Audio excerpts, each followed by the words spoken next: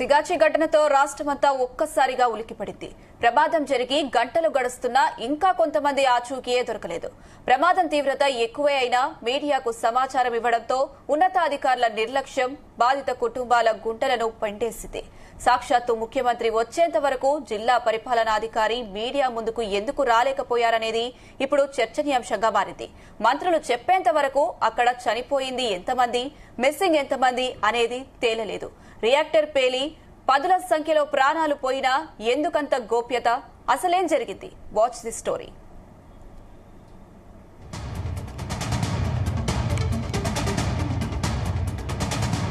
సంగారెడ్డి జిల్లా పటాన్చేరు మండలం పాసమైలారంలోని సిగాచి పరిశ్రమలో సోమవారం జరిగిన ప్రమాదం రాష్ట్ర వ్యాప్తంగా సంచలనంగా మారింది. 500 డిగ్రీలకు పైగా ఉష్ణోగ్రతతో నడుస్తున్న రియాక్టర్ ఒక్కసారిగా పేలింది. క్షణాల్లో మంటలు వ్యాపించడంతో కంపెనీ వైస్ ప్రెసిడెంట్ సహా ఆ సమయంలో పనిచేస్తున్న కార్మికుల్లో సగం మంది ప్రాణాలు కోల్పోయారు.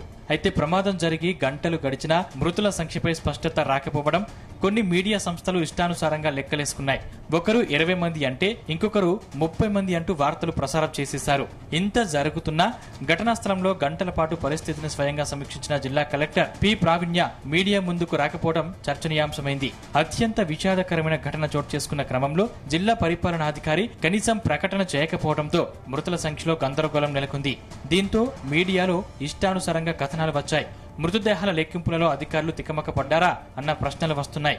వైద్యారోగ్య శాఖ మంత్రి దామోదర్ రాజనరసింహ, కార్మిక శాఖ మంత్రి వివేక్ ఘటనా స్థలానికి వచ్చి పరిస్థితిని అంచనా వేసే వరకు జిల్లా ఉన్నతాధికారులు మృతులపై ఎందుకు మాట్లాడలేకపోయారనేది ఇప్పుడు హాట్ టాపిక్ గా మారింది.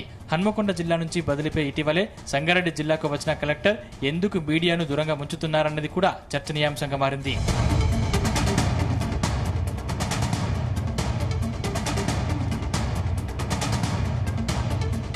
ప్రమాదం జరిగిన తీరు, పరిశ్రమ వద్ద మృతుల కుటుంబీకుల రోదనలతో హృదయ విదారక పరిస్థితులు కనిపించాయి. కొంతమంది తమ భర్తల కోసం, కొందరు తమ సోదరుల కోసం, ఇంకొందరు బిడ్డల కోసం కంపెనీ ఎదుటి పడిగాపులు కాసినా పట్టించుకునే నాదుడే కరువయ్యాడు.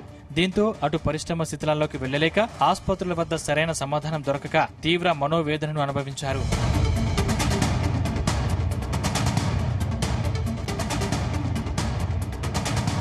ప్రమాదం జరిగిన రోజు విధులకు 143 మంది హాజరు కాగా 57 మంది ప్రమాదం నుంచి తప్పించుకున్నారని, 34 మందికి గాయాలై ఆసుపత్రుల్లో చేరినట్లు వెల్లడించిన అధికారులు మృతుల సంఖ్యను తెలియజేయడంలో మాత్రం కొంత ఆలస్యం చేసినట్లు బాధిత కుటుంబీకులు ఆరోపిస్తున్నారు.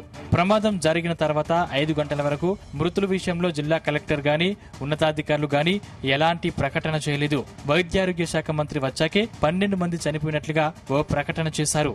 ప్రమాద తీవ్రతను కప్పిపుచ్చుకునేందుకే ప్రభుత్వ పెద్దలు అధికారుల నోళ్లు మోయించారా, లేక తాము మాట్లాడే వరకు మీడియాకు వివరాలు ఇవ్వద్దని చెప్పారా అన్న రీతిలో గుసగుసలు వినిపిస్తున్నాయి.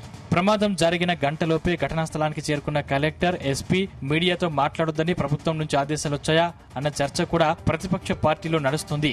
మంత్రులు మాట్లాడే వరకు అంతా గప్చుప్ అన్నట్లు పరిస్థితి ఉండడంపై విమర్శలు వస్తున్నాయి. 36 గంటలు గడిచినా మీడియా ముందుకు కలెక్టర్ రాకపోవడం ఏంటన్న ప్రశ్నలు వ్యక్తమవుతున్నాయి.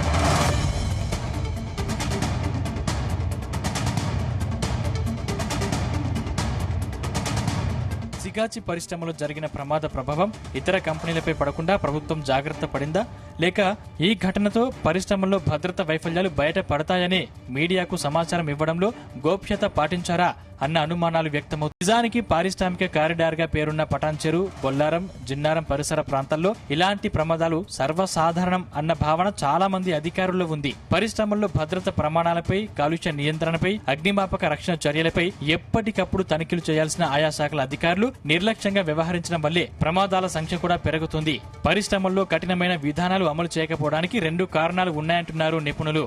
ప్రభుత్వం నుంచి వచ్చే ఒత్తిళ్లు ఒకటైతే, మామూళ్ల మత్తులో జోగే అధికారుల కారణంగా అమాయకుల ప్రాణాలు గాలిలో కలుస్తున్నాయని ఆందోళన వ్యక్తం చేస్తున్నారు. నిరంతర నిఘా లేకపోవడం వల్ల పారిశ్రామిక వాడల్లో అమాయకులు ప్రాణాలు పోగొట్టుకుంటున్నారని మండిపడుతున్నారు. ఇకనైనా జిల్లా ఉన్నతాధికారులు పరిశ్రమల పనితీరుపై నిరంతర నిఘా పెట్టకుంటే ఇలాంటి ఘటనలే పునరావృతం అవుతాయని హెచ్చరిస్తున్నారు.